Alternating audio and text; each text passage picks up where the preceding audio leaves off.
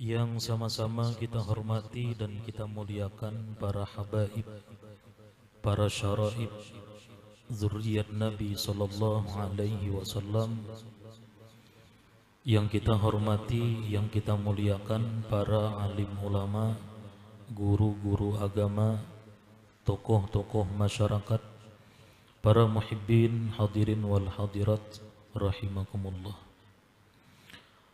Pertama-tama kita panjatkan puji dan syukur yang tidak terhingga kehadirat Allah Subhanahu wa taala yang telah memberikan berbagai macam nikmat dan anugerah kepada kita, terutama nikmat taufik, hidayah dan inayah, sehingga kita pada malam hari ini dapat berkumpul kembali di majelis yang penuh berkah dan rahmat ini.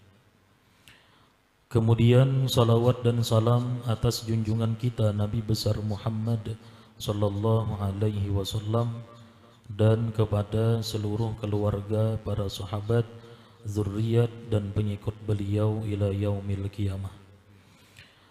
Para muhibbin hadirin wal hadirat rahimakumullah, berkata Maulana Syekh Muhammad Arsyad bin Abdullah Al-Banjari rahimahullah wa nafa'ana bi'ulumih biddaraini amin.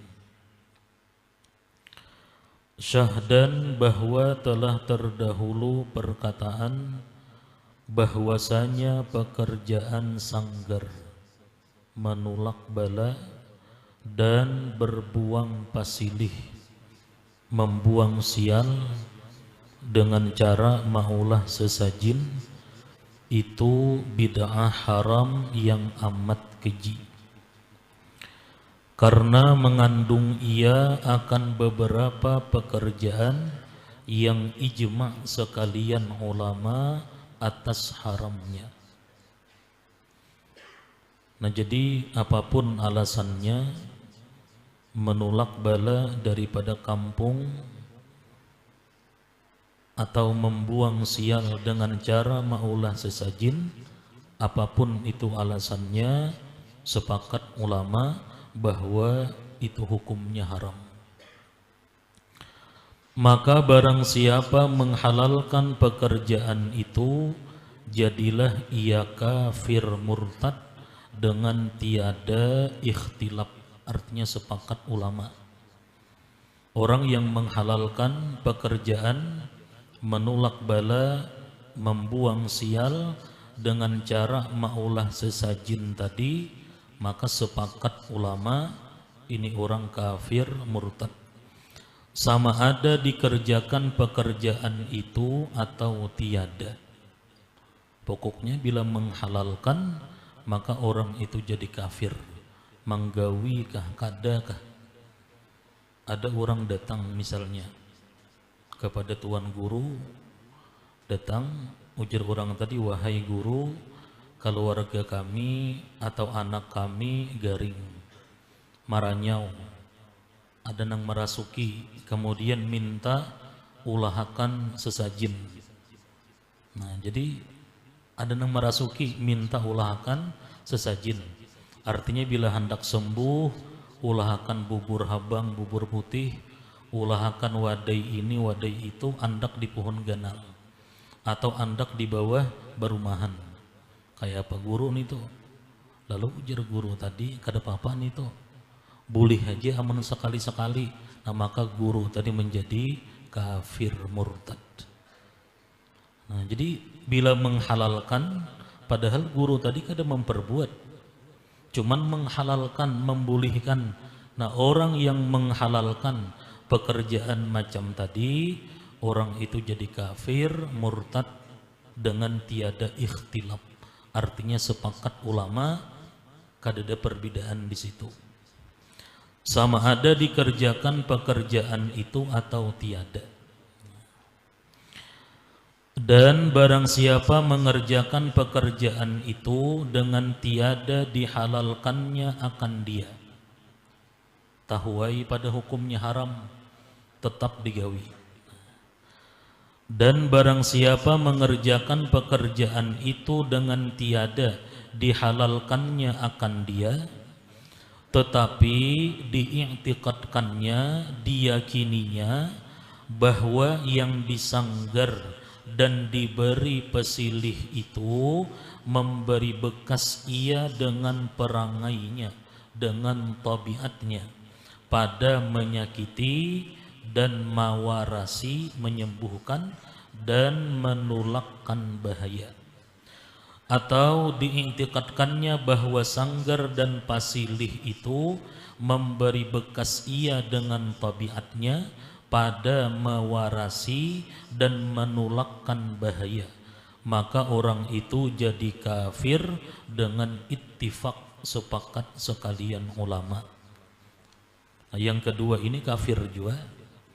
Tahuai pada haram, tahu bahwa maulah sesajin dengan tujuan menolak bala, atau dengan tujuan berubat, atau dengan tujuan membuang sial, tahu pada haram, ini kadang menghalalkan. Nah, tetapi di hatinya meyakini bahwa yang minta sesajin itu bisa menyembuhkan. Nah, dalam hatinya meyakini bahwa yang minta sesajin itu bisa memberi bekas. Ini amun kada diberi sesajin, kada sihat yang garing ini. Ini meyakini bahwa yang diberi sesajin bisa menyembuhkan. Bila kada diberi sesajin bisa tambah sakit yang garing. Nah, sampai ke dalam hati. Atau dia meyakini bahwa yang diberi sesajin itu mampu menolakkan bala daripada kampung. Atau dia meyakini di hatinya bahwa sesajinnya yang memberi bekas. Nang wadai habang, wadai putih tadi, bubur habang, bubur putih tadi, ini amun disiapakan, kemudian diandak di pohon ganal, itu bisa ujarnya menyembuhkan nang sakit, mampu menolakkan bala daripada kampung. Sampai ke hati meyakini, maka ini orang pun sepakat ulama jadi kafir juga. Berarti dia meyakini ada yang menyembuhkan, ada yang bisa mendatangkan bahaya, ada yang bisa menolakkan bala selain daripada Allah Ta'ala. Dia meyakini ada yang bisa menyembuhkan selain Allah Ta'ala. Berarti kafir ini, menyekutukan Allah. Dan barang siapa mengiktikadkan yang demikian itu memberi bekas dengan kuat yang dijadikan Allah Ta'ala di dalamnya, maka orang itu jadi kafir. Tetapi dengan ikhtilaf mereka itu para ulama, dan jadi bid'ah fasik dengan tiada ikhtilaf mereka itu. Nah, kemudian yang ketiga ini, orang yang maulah sesajin dengan tujuan berubat, dengan tujuan menolak bala atau membuang sial. Nah, kemudian diyakininya bahwa sesajin itu memberi bekas dengan kekuatan yang dijadikan oleh Allah Ta'ala. Jadi ujarnya Allah Ta'ala menjadikan kekuatan di sesajin itu. Nah, sehingga dengan kekuatan yang dijadikan Allah pada sesajin tadi, sesajin ini memberi bekas, bukan dengan tabiatnya. Kada sesajin ujarnya memberi bekas dengan kekuatan yang dijadikan oleh Allah Ta'ala. Nah, ini para ulama khilaf. Ada yang mengatakan kafir, ada yang mengatakan kada. Tetapi kalau orang ini bid'ah, fasik, itu sepakat ulama. Ini orang bid'ah, ini orang fasik, sepakat. Tapi apakah menjadi kafir atau kada, itu khilaf ulama. Jadi dalam hatinya meyakini sesajin itu memberi bekas dengan kekuatan yang dijadikan oleh Allah Ta'ala pada sesajin tadi.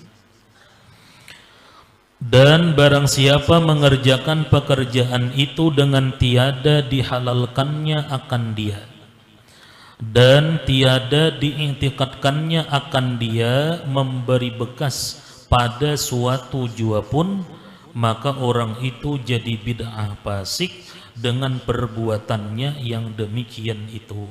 Ini yang paling ringan. Jadi orang yang mengolah sesajin tahuai pada haram dan di dalam hatinya kadede jua meyakini bahwa yang diberi sesajin atau sesajinnya dapat memberi bekas kade jua tahuai pada haram.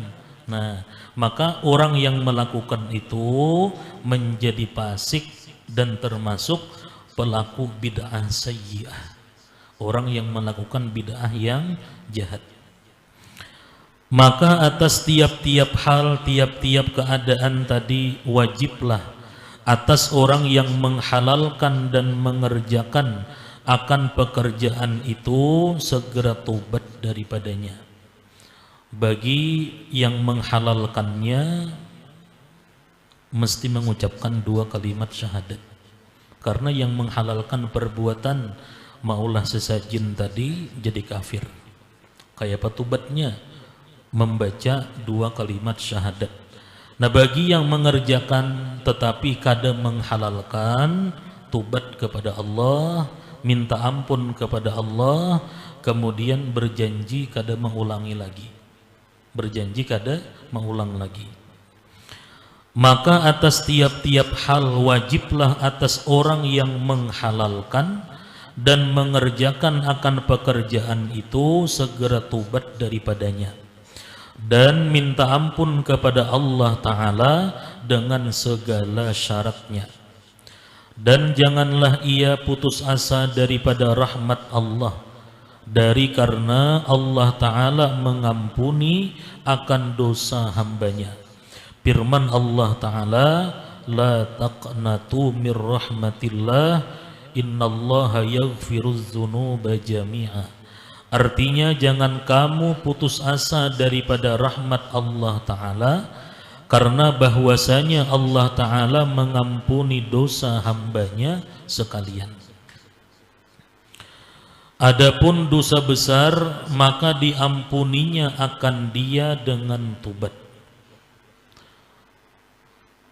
Kan termasuk dosa besar nih, maulah sesajin dosa besar, pelaku bid'ah, asal jangan menghalalkan aja. Kalau sampai menghalalkan jadi kafir, jadi murtad. Nah, adapun dosa besar maka diampuninya akan dia dengan tobat. Kita melakukan dosa besar, kayak apa cara minta ampunnya? Dengan tobat kepada Allah Ta'ala. Dan dosa kecil diampuninya akan dia ada kalanya yang pertama dengan tobat, jelas sudah, atau dengan menjauhi dosa besar. Dengan sebab menjauhi dosa besar maka dosa kecil itu diampuni oleh Allah Ta'ala. Contohnya macam apa? Ada orang hendak mengambil harta orang lain, maling nih.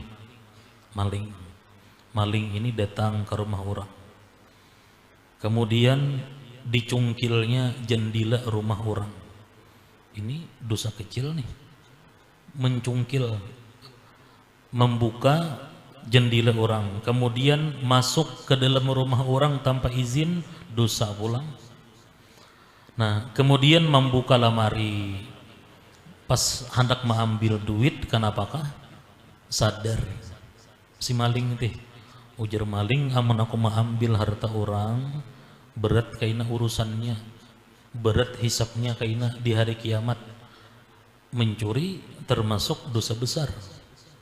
Nah, lalu ditinggalkannya mencuri tadi. Nah, dengan sebab inya meninggalkan dosa besar, maka dosa kecil tadi diampuni. Mencungkil jendela orang diampuni, kemudian masuk ke dalam rumah orang tanpa izin tadi bang, diampuni juga. Dengan sebab inya menjauhi dosa besar. Atau ada orang nang hendak melakukan zina, bertemuan, berduaan, antara laki-laki dan perempuan yang bukan mahram, berkhalwat nih, berduaan laki-laki dan perempuan yang bukan mahram, itu hukumnya haram sudah, haram berduaan. Kemudian pulang menyentuh perempuan yang bukan mahram, berdosa pulang. Pas hendak melakukan zina, timbul hatinya takutan, timbul rasa takut dalam hati untuk melakukan zina tadi, lalu kada jadi melakukan zina. Nah, maka dosa kecil berduaan lawan perempuan yang bukan mahram, menyentuh perempuan yang bukan mahram tadi, dengan sendirinya terhapus dengan sebab dia meninggalkan perbuatan zina tadi. Jadi kalau dosa kecil itu diampuni oleh Allah Ta'ala, satu bisa dengan tobat, atau yang kedua dengan menjauhi dosa besar, contohnya macam tadi, atau dengan mengerjakan amal salih, dengan kita berwudu, dengan kita bersedekah, itu menghapus dosa-dosa kecil yang pernah kita gawi. Nah, kalau dosa besar itu mesti tobat. Kada ada jalan lain selain dengan tobat, minta ampun kepada Allah Ta'ala. Dan lagi sabda Nabi sallallahu alaihi wasallam, at-taib minaz zambi kaman la zambalahu. Artinya orang yang tobat daripada dosa itu seperti orang yang tiada dosa baginya. Orang yang pernah melakukan dosa besar kemudian tobat kepada Allah Ta'ala dengan sebenar-benar tobat, nah ini orang seperti orang yang tidak ada dosa baginya, bersih. Nah, jadi kada ada lagi mantan tuh, kada ada lagi inya itu perampok, mantan perampok. Di sisi Allah kada ada mantan perampok tuh, kada ada lagi. Orang yang dulunya maling, orang yang dulu pekerjaannya merampok, begitu inya tobat kepada Allah Ta'ala, di sisi Allah orang ini bersih, kaman la zambalahu.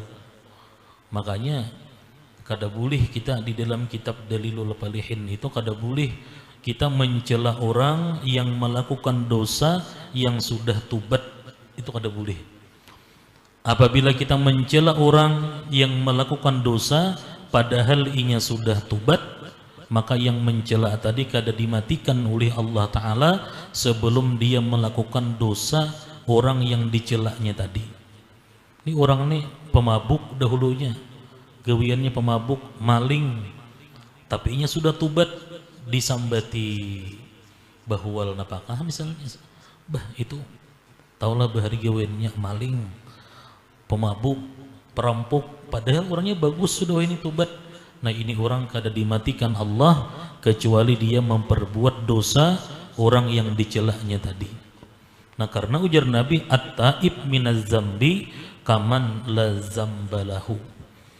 Orang yang tobat dari dosa itu seperti orang yang tiada dosa baginya.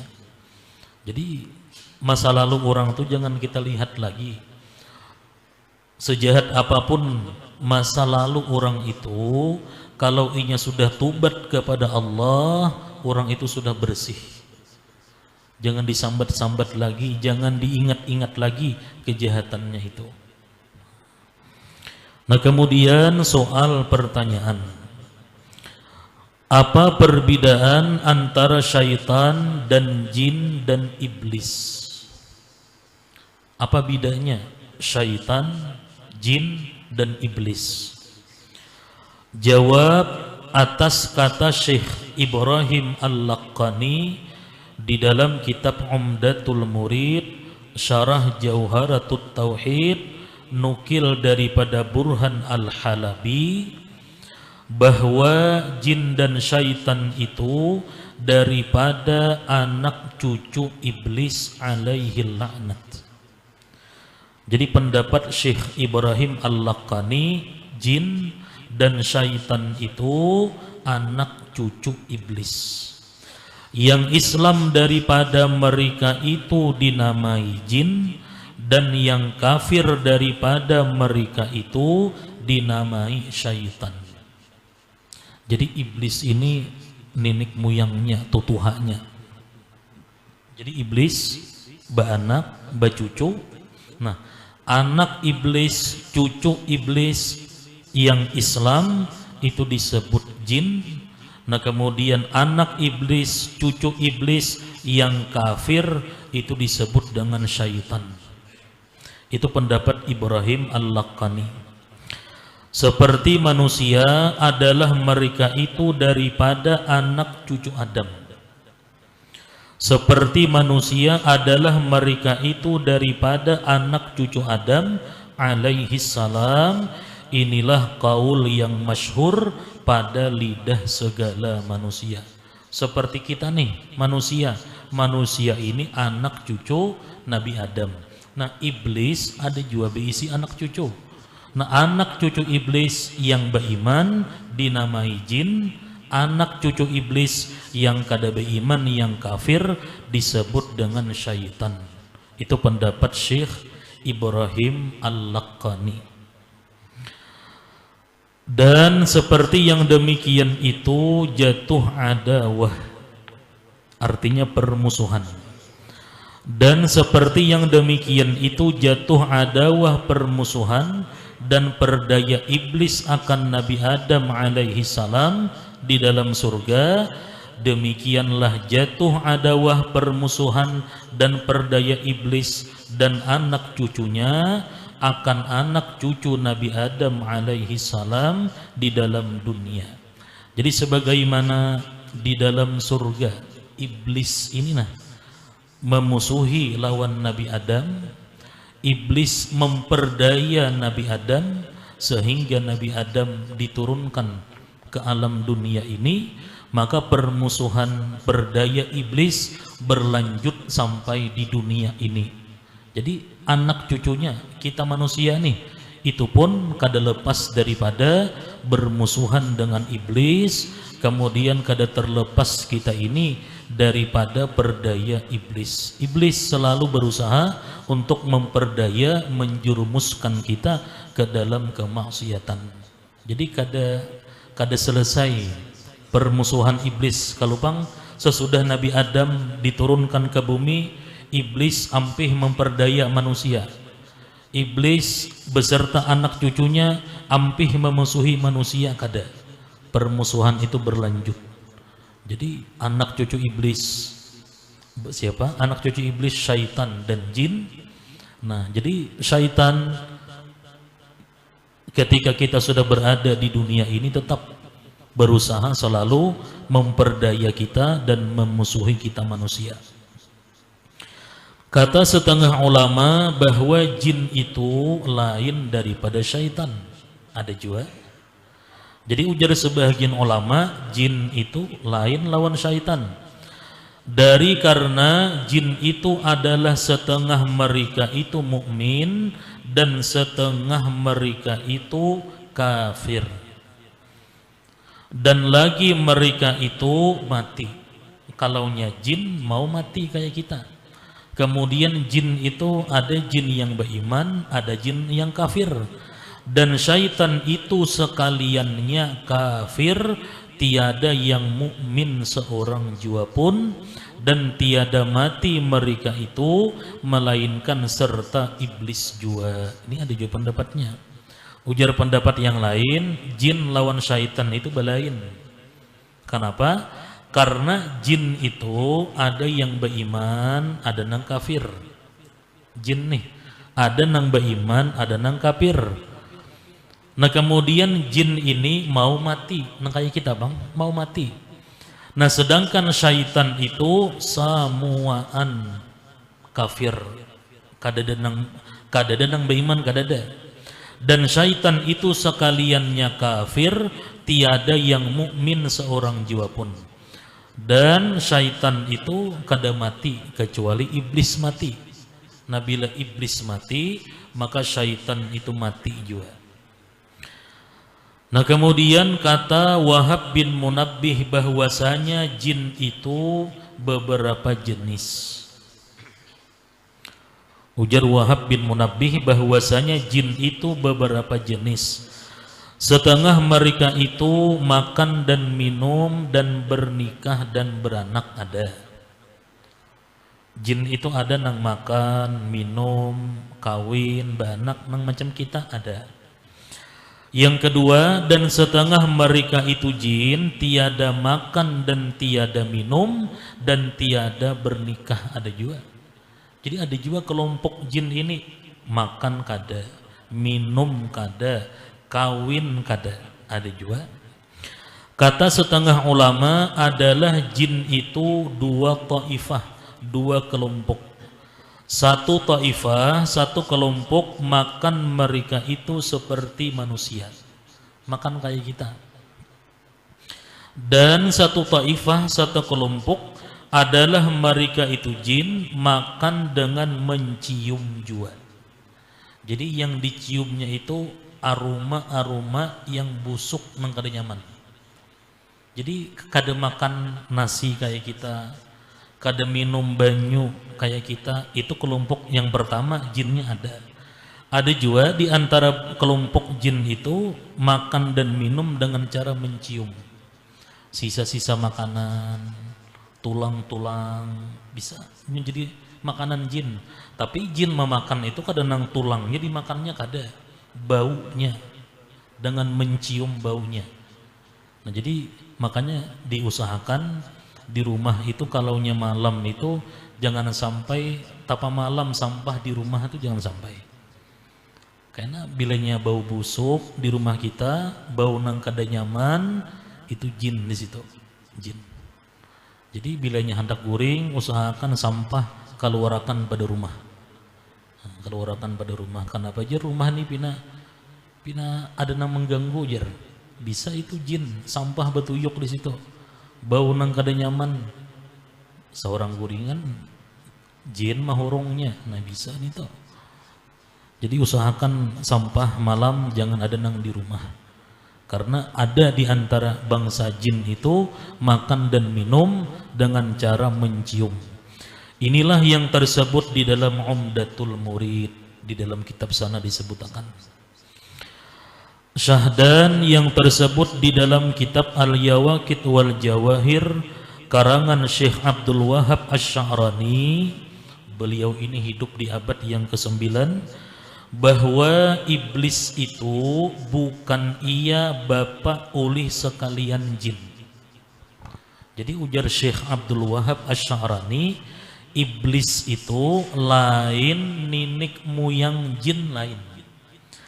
Seperti barang yang telah masyhur pada lidah segala manusia. Bujur.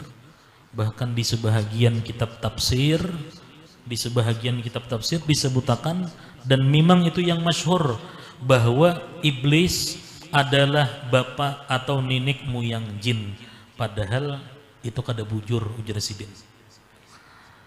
Nah jadi ujar Syekh Abdul Wahab Asy-Sya'rani bahwa iblis itu bukan ia bapa oleh sekalian jin, bukan ninik moyang jin lain. Seperti barang yang telah masyhur pada lidah segala manusia. Dari karena beberapa jin maujud, artinya sudah ada dahulu daripadanya iblis. Karena sebelum iblis ada, jin itu sudah ada. Dan ini nasnya Al-Quran, ini nang kuat. Nah jadi ujar Syekh Abdul Wahab, iblis itu bukan ninik moyang jin. Karena sebelum iblis ada, sebahagian jin itu sudah ada. Hanya adalah iblis itu daripada jin yang bujur. Iblis itu anak cucu jin, itu nang bujur. Jadi iblis itu keturunan jin. Karena sebelum iblis ada, jin sudah ada. Dan ialah iblis kembalinya, dan ialah iblis yang mula-mula durhaka akan Allah Ta'ala daripada jin. Jadi iblis itu bangsanya bangsa jin. Jadi ada 3 bangsa, ada bangsa malaikat, ada bangsa jin, ada bangsa manusia. Nah iblis itu bangsanya bangsa jin. kalau kita bangsanya bangsa manusia. Dan ialah iblis yang mula-mula durhaka akan Allah Ta'ala daripada jin. Seperti firman Allah Ta'ala, wa iz qulna lil malaikati isjudu li adama fasajadu illa iblis kana minal jin papasaka an amri rabbih. Al-Quran jelas, kana minal jin papasaka an amri rabbih.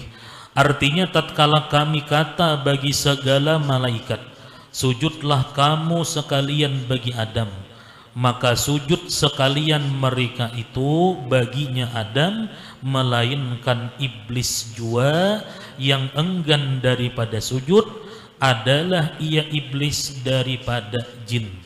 Maka durhaka ia iblis daripada suruh Tuhannya. Adapun yang mula-mula durhaka akan Allah Ta'ala daripada manusia, maka yaitu Qabil, anak Nabiullah Adam alaihi salam. Jadi kalaunya di langit, mula-mula yang durhaka kepada Allah Ta'ala, yang mula-mula durhaka kepada Allah Ta'ala adalah iblis. Apa maksiat iblis? Kibir, sombong, kadahakun sujud kepada Nabi Adam. Nah, sedangkan di bumi pertama kali orang yang maksiat durhaka kepada Allah Ta'ala kalaunya di bumi adalah Qabil. Qabil ini anak Nabi Adam alaihi salam. Napa maksiat Qabil? Hasad, dengki. Jadi Nabi Adam dengan Siti Hawa itu setiap kali Siti Hawa ini melahirkan kembar pengantin. Kembar pengantin. Jadi si Qabil itu dengan Iklimah lahirnya. Nah, kemudian dan sanaknya nang ading si Habil. Nah, si Habil dengan Labuda. Qabil, Iklimah ini barang surga, bungas orangnya lahir di bumi, bungas. Nah, sedangkan Habil dengan Labuda itu barang bumi, barang di bumi. Jadi waktu itu Allah memerintahkan kepada Nabi Adam untuk mengawinkan anaknya, tetapi besilang. Jadi kada boleh Qabil dengan Iklimah kada boleh, karena ini pasangannya. Kada boleh Habil dengan Labuda, kada boleh. Lalu disilanglah Qabil dengan Labuda, kemudian Habil dengan Iklimah. Itu keputusannya. Lalu si Qabil ini kada menerima. Masa ujar Qabil, aku dapat nang kada bungas, sedangkan Iklimah itu kambaranku. Habil pasangannya Labuda mestinya. Nah, itu. Jadi besilang Qabil dengan Labuda, Habil dengan Iklimah. Keputusan itulah nang kada diterima oleh Qabil. Hasad itu apa? Hasad itu kada senang orang lain itu mendapatkan nikmat, dan di dalam hatinya menghendaki nikmat yang ada pada orang lain itu hilang. Nah, hasad. Nah, jadi maksiat pertama yang dilakukan oleh iblis itu adalah sombong.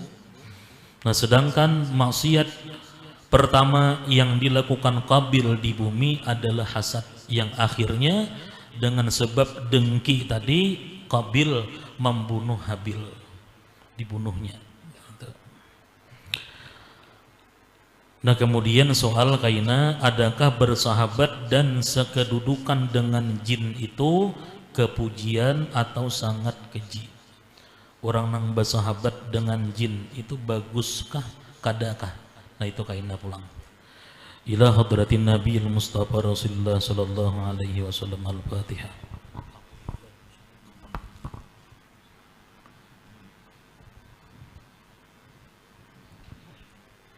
Bismillahirrahmanirrahim. Alhamdulillahirabbil alamin hamdan yuwaffi wa yukafi majidah. Ya Rabbana lakal hamd kama yanbaghi li jalali wajhika wa azimi sultanik. Allahumma salli wa sallim ala sayyidina Muhammadin wa ala alihi wa sahbihi ajma'in. Allahumma anfa'na bima 'allamtana wa 'allimna ma yanfa'una wa zidna fahman wa 'ilman wa hudan wa tawfiqa. Allahumma iftah lana futuhal arifin waj'alna min ibadikas salihin. Allahumma inna nas'aluka salamatan fid din wa afiyatan fil jasadin wa ziyadatan fil ilmi wa barakatan fil rizqi wa barakatan fil umur wa taubatan qablal maut wa rahmatan indal maut wa syahadatan indal maut wa maghfiratan ba'dal maut. Allahumma hawwin alaina fi sakaratil maut wan najata minan nar wal afwan indal hisab wa amanan minal azab. Allahumma ij'al jam'ana hadha jam'an maghfura wa marhuma wa tafarruqan min ba'dihi tafarruqan ma'suma. Rabbana atina fid dunya hasanatan wa fil akhirati hasanatan wa qina azabannar. Wa sallallahu ala sayyidina Muhammadin wa ala alihi wa sahbihi wa sallam. Walhamdulillahi rabbil alamin. Minkum